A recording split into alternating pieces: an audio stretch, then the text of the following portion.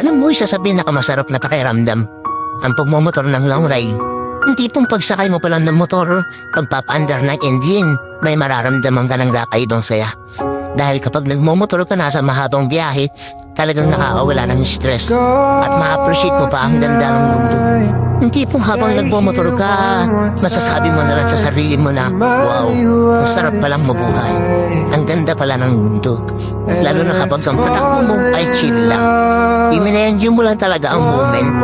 Madami kasi tayong kanya-kanyang problema sa buhay eh. Pero pag nagmumotor ka na, makakalimutan mo ang problema mo.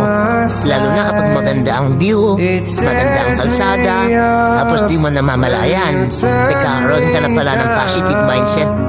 Dahil magaan ang pakiramdam mo eh. Kaya kapag stress ka na, kailangan mo lang din talaga minsan ng mahabang biyahe bilang isang pahinga. Ang weird, no?